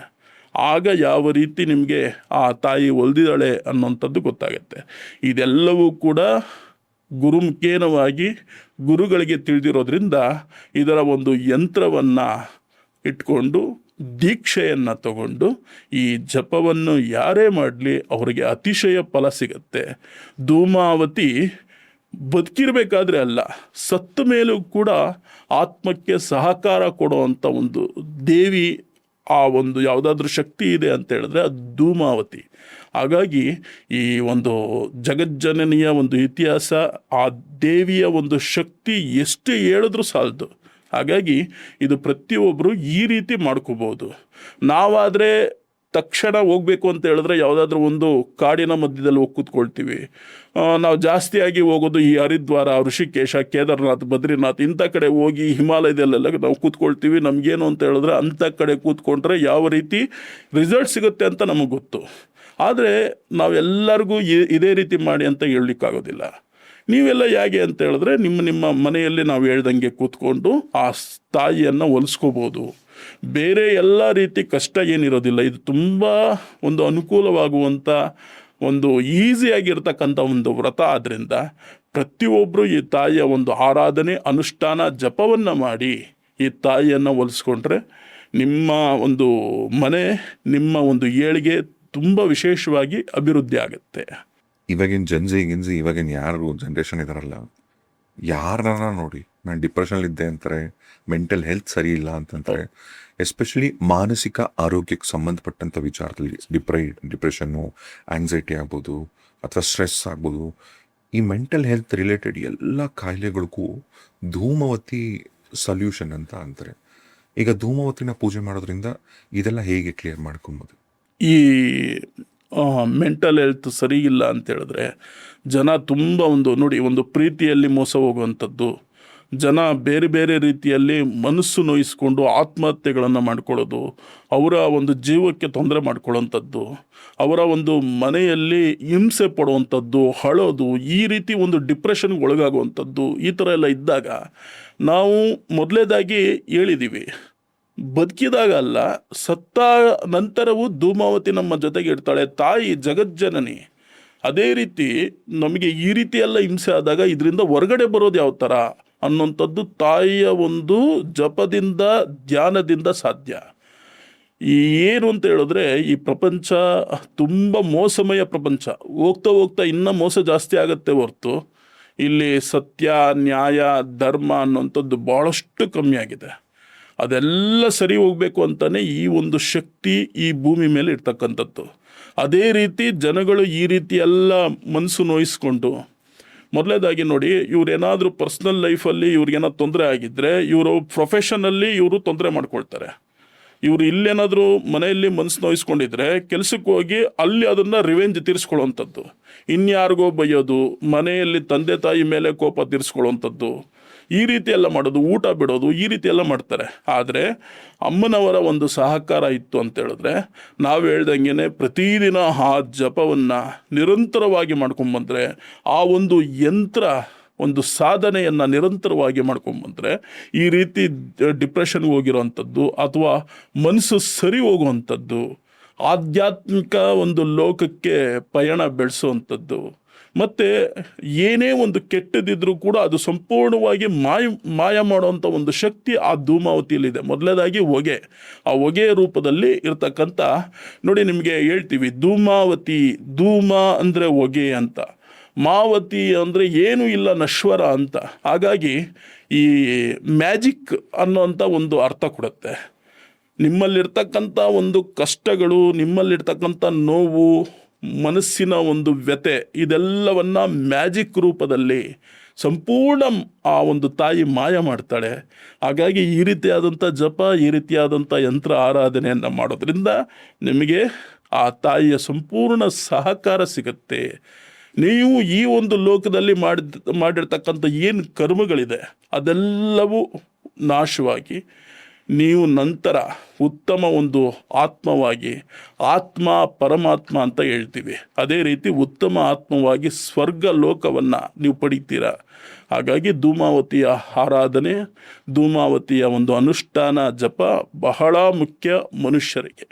ಈಗ ಒಂದ್ಸಾರಿ ಈ ದೇಹ ಆತ್ಮನ ಬಿಡ್ತು ಅಂತ ಅಂದಾಗ, ಅಂದರೆ ಮುಂದೆ ಸ್ವರ್ಗನೋ ನರಕನೋ ಅಥವಾ ನೆಕ್ಸ್ಟ್ ಏನು ಲೈಫ್ ಇದೆ ಆ ಜರ್ನಿ ತೊಗೊಬೇಕಂದ್ರೆ, ಈಗ ಒಂದೊಂದು ಘಟ್ಟನ ಪಾಸ್ ಮಾಡಬೇಕಂದ್ರೆ ಕ್ಲಿಯರ್ ಮಾಡಬೇಕು ಅಂತ ಅಂತಾರೆ. ಈಗ ದೇಹದಿಂದ ಆತ್ಮ ಹೊರಗೆ ಬಂದಮೇಲೆ 14 ದಿನ ಮನೇಲೇ ಇರುತ್ತೆ. ಅದಾದಂಥ ಒಂದು ನದಿನ ಅದು ಪಾಸ್ ಮಾಡುತ್ತಾರೆ. ಆಮೇಲೆ ಈ 10 ಕಥೆಗಳಿದೆ. ಈಗ ಒಂದು ಆತ್ಮ ದೇಹನ ಬಿಟ್ಟ ನಂತರ ಮುಕ್ತಿ ಪಡೆಯೋ ತನಕ ಯಾವ್ಯಾವ ದೇವರುಗಳ ಸಹಕಾರ ಬೇಕಾಗತ್ತೆ? ಭಾಳಷ್ಟು ಜನ ಅಂದ್ಕೊಂಡಿರೋವಂಥದ್ದು ಈ ಶಕ್ತಿ ದೇವತೆಗಳೆಲ್ಲ ಜಾಸ್ತಿಯಾಗಿ ಬೇರೆ ರಾಜ್ಯಗಳಲ್ಲಿ, ಅಂದರೆ ಈ ಮಹಾರಾಷ್ಟ್ರ ಇರ್ಬೋದು, ಒಡಿಸ್ಸಾದಲ್ಲಿರ್ಬೋದು, ಅಥವಾ ನಾವು ಹೋಗುವಂಥ ಪ್ರತಿ ವರ್ಷ ಹೋಗುವಂಥ ಈ ಕೇದಾರ್ನಾಥ್, ಬದ್ರಿನಾಥ್, ಹರಿದ್ವಾರ, ಋಷಿಕೇಶ ಇಂಥ ಕಡೆ ಇದೆ. ನಮ್ಮಲ್ಲಿ ಈ ಒಂದು ಶಕ್ತಿ ದೇವತೆಗಳು ಇಲ್ವಾ ಅಂತ ಕೇಳಿದ್ರೆ, ನಮ್ಮಲ್ಲೇ ಮೊದಲೇದಾಗಿ ಈ ಶಕ್ತಿ ದೇವತೆಗಳು ಬಂದಿರತಕ್ಕಂಥದ್ದು. ಈ ಶಕ್ತಿ ದೇವತೆಗಳ, ಭಾಳಷ್ಟು ಶಕ್ತಿ ದೇವತೆಗಳ ಉಗಮಸ್ಥಾನ ಇಲ್ಲಿಂದನೇ ಪ್ರಾರಂಭ ಅಂತ. ಏನಾಗುತ್ತೆ, ಒಂದಾನೊಂದು ಕಾಲದಲ್ಲಿ ಈ ತುಳುನಾಡಲ್ಲಿ, ಅಂದರೆ ಈ ಮಂಗಳೂರು ಆ ಒಂದು ಪ್ರಾಂತ್ಯದಲ್ಲಿ, ಒಂದು ಊರಲ್ಲಿ ಭಾಳಷ್ಟು ಜನ ಹಸಿವಿನಿಂದ ತುಂಬ ಕಷ್ಟಗಳಿಂದ ಜೀವನ ನಡೆಸ್ತಾ ಇರ್ತಾರೆ. ಅಂಥ ಒಂದು ಬರಗಾಲ ಅವರಿಗೆ ಸ್ಥಿತಿ ಪ್ರಾರಂಭ ಆಗುತ್ತೆ. ಏನಂದರೆ ಏನೂ ಇರೋದಿಲ್ಲ. ಎಷ್ಟು ಒದ್ದಾಡಿದ್ರು, ಎಷ್ಟು ಕಷ್ಟಪಟ್ಟರು ಕೂಡ ಅವರಿಗೆ ಒಪ್ಪತ್ತು ಊಟನೂ ಸಿಗೋದಿಲ್ಲ. ಅಷ್ಟು ಒದ್ದಾಡ್ತಾ ಇರಬೇಕಾದ್ರೆ ಈ ತುಳುನಾಡಲ್ಲಿ ವಿಶೇಷವಾಗಿ ದೈವಗಳ ಮೊರೆ ಹೋಗ್ತಾರೆ. ಅದೇ ಥರ ದೈವದ ಮೊರೆ ಹೋಗಿ ಆ ಒಂದು ಪ್ರಾಂತ್ಯದಲ್ಲಿ ಯಾವ ಥರ ಅಂತ ಹೇಳಿದ್ರೆ ಪ್ರಶ್ನೆ ಹಾಕುವಂಥದ್ದು. ನಾವು ಯಾವ ಥರ ಜಾತಕ, ಈ ಕಡೆ ಜ್ಯೋತಿಷ್ಯ ಇದನ್ನೆಲ್ಲ ಕೇಳ್ತೀವಿ, ಅದೇ ಥರ ದೈವ ಪ್ರಶ್ನೆ ಹಾಕುವಂಥದ್ದು ಇದೆ. ದೈವ ಪ್ರಶ್ನೆ ಹಾಕಬೇಕಾದ್ರೆ ಅಷ್ಟಮಂಗಲ ಪ್ರಶ್ನೆ ಅನ್ನೋಂಥದ್ದು ತುಂಬ ವಿಶೇಷ. ಆ ಅಷ್ಟಮಂಗಲ ಪ್ರಶ್ನೆಯಲ್ಲಿ ನೋಡಿಕೊಂಡು ಅಲ್ಲಿನ ಗುರುಗಳು ತಿಳಿಸ್ತಾರೆ, ನೀವು ನಡೆದಾಡುವಂಥ ಒಂದು ಜಾಗದ ಕೆಳಗಡೆ ಶಕ್ತಿ ದೇವತೆಗಳ ಆವಾಸ ಸ್ಥಾನ, ಅಂದರೆ ಆ ಸ್ಥಾನ ಇರ್ತಕ್ಕಂಥದ್ದು, ಅದ್ರ ಮೇಲೆ ನೀವೆಲ್ಲ ನಡೀತಾ ಇದ್ದೀರಾ, ನಿಮ್ಮ ಕೆಲಸಗಳನ್ನು ಮಾಡ್ಕೊಳ್ತಾ ಇದ್ದೀರಾ. ಹಾಗಾಗಿ ಈ ರೀತಿ ಬರಗಾಲದ ಒಂದು ಸ್ಥಿತಿ ನಿಮ್ಗೆ ಎದುರಾಗಿದೆ.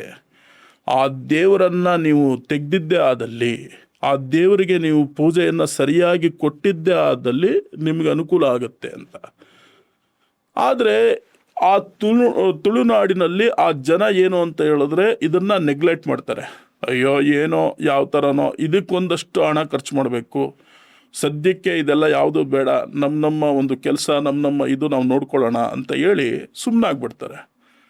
ಸುಮ್ಮನಾದ ತಕ್ಷಣ ಆ ದೇವತೆಗೆ ಭಾಳಷ್ಟು ಕೋಪ ಬಂದು ಆ ಊರಿನಲ್ಲಿರ್ತಕ್ಕಂಥ ಎಲ್ಲರ ಕನಸಿನಲ್ಲಿ ಈ ಧೂಮಾವತಿ, ಈ ಶಕ್ತಿಯು ಎಲ್ಲರ ಕನಸಿನಲ್ಲಿ ವಿಚಿತ್ರವಾಗಿ ಕಾಣಿಸ್ಕೊಂಡು ಭಾಳಷ್ಟು ಆರ್ಭಟಿಸ್ತಾಳೆ.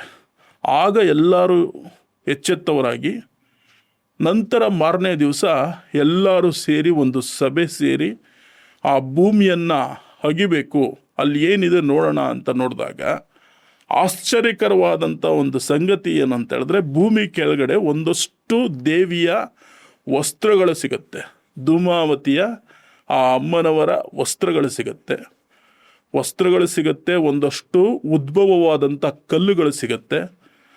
ಆ ಒಂದು ಶಕ್ತಿಯನ್ನು ನೋಡಿ ಆ ಜನರೆಲ್ಲ ಸೇರಿ ಆ ದೇವರಿಗೆ ಒಂದು ವಿಶೇಷವಾಗಿ ಚಿಕ್ಕ ಮಟ್ಟದಲ್ಲಿ ಒಂದು ದೇವಸ್ಥಾನವನ್ನು ನಿರ್ಮಾಣ ಮಾಡಿ ಆ ಒಂದು ಧೂಮಾವತಿಗೆ ಅಲ್ಲಿನ ಒಂದು ಜನ ಯಾವ ಥರ ಅಂತ ಹೇಳಿದ್ರೆ ಜುಮಾದಿ ಅಂತ ಹೆಸರು. ಆ ಧೂಮಾವತಿಗೆ ಜುಮಾದಿ ಅನ್ನುವಂಥ ಒಂದು ಹೆಸರಿನಲ್ಲಿ ಆ ದೇವತೆಯನ್ನು ವಿಶೇಷವಾಗಿ ಕರೀತಾರೆ.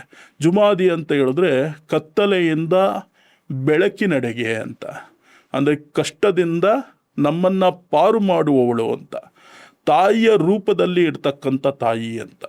ಆ ಒಂದು ವಿಶೇಷವಾಗಿ ಅಮ್ಮನವರನ್ನು ಜುಮಾದಿ ದೈವ ಆರಾಧನೆಯನ್ನು ಮಾಡಿ ಕೋಲಗಳನ್ನು ಮಾಡಿ ಆ ಶಕ್ತಿ ಎಂಥದ್ದು ಅಂತ ತಿಳ್ಕೊಂಡ್ಮೇಲೆ ಅಲ್ಲಿನ ಒಂದು ಜನಕ್ಕೆಲ್ಲ ಅನುಕೂಲಗಳಾಯಿತು. ಅಲ್ಲಿರ್ತಕ್ಕಂಥ ಬರಗಾಲ ಸ್ಥಿತಿ ಕಮ್ಮಿ ಆಯಿತು. ಎಲ್ಲರೂ ನೆಮ್ಮದಿಯಾಗಿರೋದಕ್ಕೆ ಶುರು ಆಯಿತು. ನಂತರ ಅಲ್ಲಿ ಇರ್ತಕ್ಕಂಥ ಎಲ್ಲರಿಗೂ ಕೂಡ ಆ ತಾಯಿಯ ಒಂದು ಅನುಗ್ರಹ ಆಯಿತು.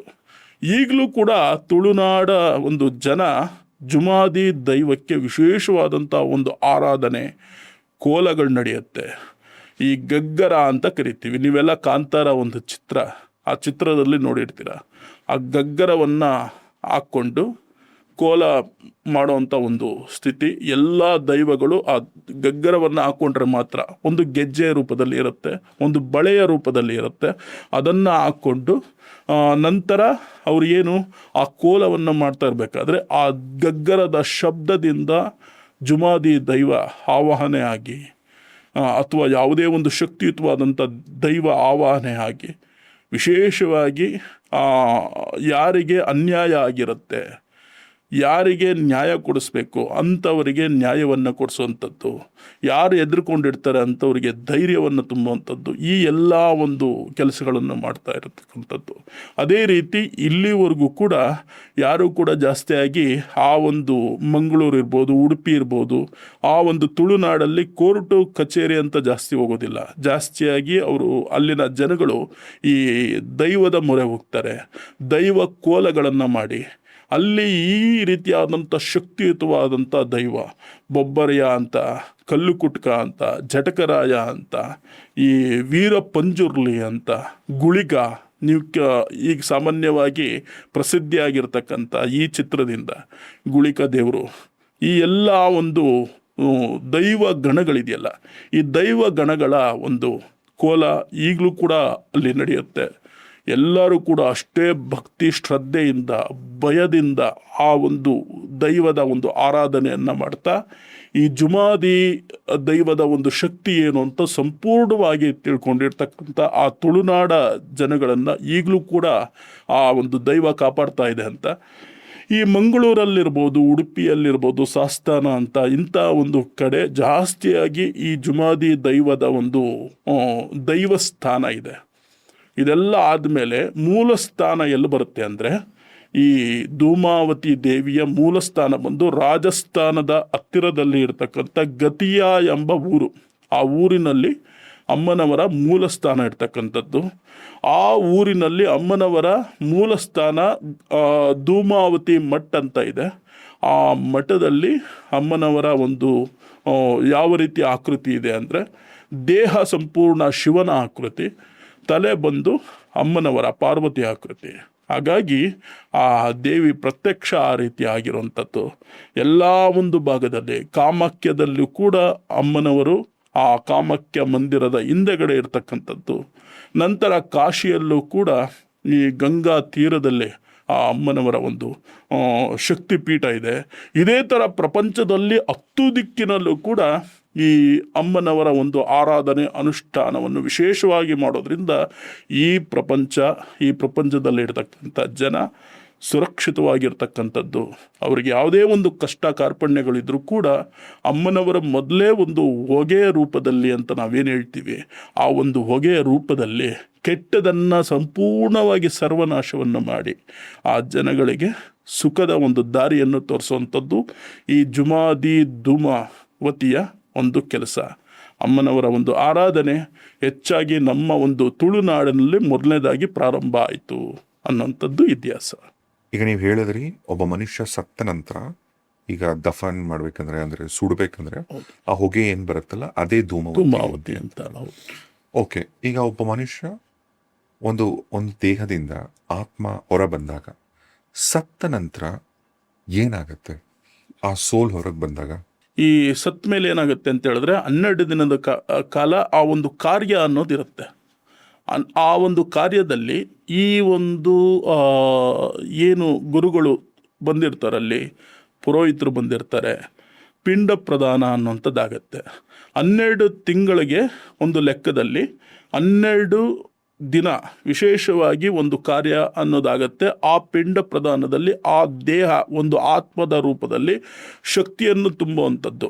ಹಾಗಾಗಿ ಕಾಲಿಗಿರ್ಬೋದು, ಕೈ ಇರ್ಬೋದು, ಸಂಪೂರ್ಣ ಒಂದು ದೇಹ ಭಾಗವನ್ನು ಮಾಡಿ ಆ ಪಿಂಡ ಪ್ರದಾನ ಬಿಡುವಂಥದ್ದು. ಏಕಮಾಸಿಕ, ದ್ವಿಮಾಸಿಕ, ತ್ರೈಮಾಸಿಕ, ಚತುರ್ಮಾಸಿಕ, ಇದೇ ಥರ 12 ಮಾಸಗಳ ಒಂದು ಪಿಂಡ ಪ್ರದಾನ ಮಾಡಿದ್ರೆ ಮಾತ್ರ ಆ ಆತ್ಮದ ಒಂದು ಪಯಣ ವಿಶೇಷವಾಗಿ ಸುಖವಾಗಿ ಹೋಗಿ ಆ ಯಮಲೋಕವನ್ನು ತಲುಪುತ್ತೆ ಆ ಆತ್ಮ ಅಂತ. ಈ ಆತ್ಮದ ಒಂದು ಪಯಣ ಹೆಂಗಿರುತ್ತೆ ಅಂತ ಹೇಳಿದ್ರೆ, ನಿಮಗೆಲ್ಲ ಸಾಮಾನ್ಯವಾಗಿ ಗೊತ್ತಿರೋ ರೀತಿಯಲ್ಲಿ ಈ ಯಮದೂತರು ಪಾಶಗಳಿಂದ, ಹಗ್ಗಗಳಿಂದ ಆ ಆತ್ಮವನ್ನು ಎಳ್ಕೊಂಡು ಹೋಗ್ತಾ ಇರ್ತಾರೆ. ಮಧ್ಯದಲ್ಲಿ ವೈತರಣಿ ನದಿ ಬರುತ್ತೆ. ಆ ನದಿ ಎಷ್ಟು ಕೊಳಕಾಗಿರುತ್ತೆ, ಎಷ್ಟು ಕೆಟ್ಟದಾಗಿರುತ್ತೆ ಅನ್ನೋಂಥದ್ದು ನಿಮಗೆ ಇದರ ಇತಿಹಾಸ ಗೊತ್ತು. ಆ ಸಂದರ್ಭದಲ್ಲಿ ಈ ಒಂದು ಆತ್ಮವನ್ನು ಎಳ್ಕೊಂಡು ಹೋಗ್ತಾ ಇರಬೇಕಾದ್ರೆ ಭಾಳಷ್ಟು ಹಿಂಸೆ ಕೊಟ್ಟು 28 ನರಕಗಳಿದೆ. ಆ 28 ನರಕ ದರ್ಶನಗಳನ್ನು ಮಾಡಿದ್ಮೇಲೆ ಯಮಲೋಕ ಸಿಗುವಂಥದ್ದು. ಆ ಯಮಲೋಕ ಸಿಗೋವರೆಗೂ ಈ ಆತ್ಮ ಅಷ್ಟಿಷ್ಟಲ್ಲ ಆ ಬಾಧೆ ಅನುಭವಿಸೋವಂಥದ್ದು. ಯಾಕೆ ಅಂತ ಹೇಳಿದ್ರೆ ಈ ಒಂದು ಬದುಕಿರಬೇಕಾದ್ರೆ ಎಷ್ಟು ತೊಂದರೆ ಆಗಿರುತ್ತೆ, ಅವನಿಂದ ಎಷ್ಟು ಹಿಂಸೆ ಇದು ಮಾಡ್ಕೊಂಡಿರ್ತಾರೆ, ಒದ್ದಾಡ್ತಾ ಇರ್ತಾರೆ.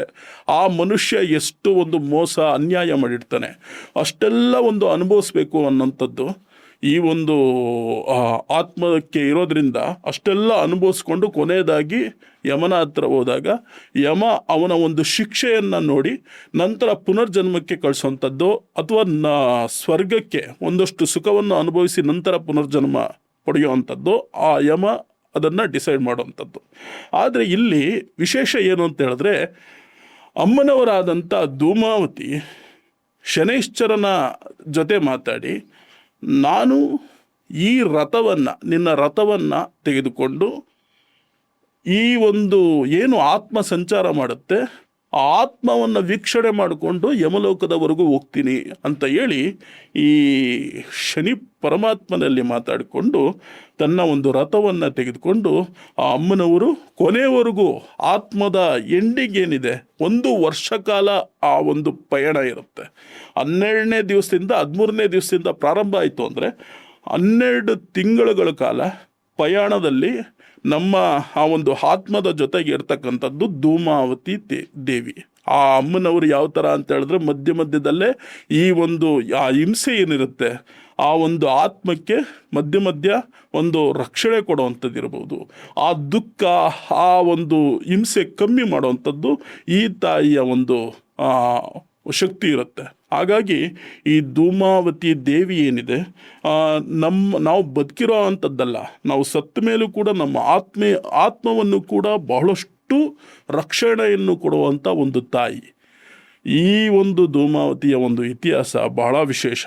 ಹಾಗಾಗಿ ನಾವೆಲ್ಲರೂ ಕೂಡ ಆ ಒಂದು ಧೂಮಾವತಿಯ ಒಂದು ಆರಾಧನೆಯನ್ನು, ಆ ಜಗಜ್ಜನನಿಯ ಒಂದು ಆರಾಧನೆಯನ್ನು ಮಾಡೋದ್ರಿಂದ ನಮಗೆ ವಿಶೇಷವಾದಂಥ ಒಂದು ಫಲ ಸಿಗೋದಲ್ಲದೆ ಸತ್ತ ನಂತರ ನಮ್ಮ ಆತ್ಮಕ್ಕೂ ಕೂಡ ಆ ತಾಯಿಯ ಸಂಪೂರ್ಣ ಒಂದು ಅನುಗ್ರಹ ಇರುತ್ತೆ ಅನ್ನೋಂಥದ್ದು ವಿಶೇಷ.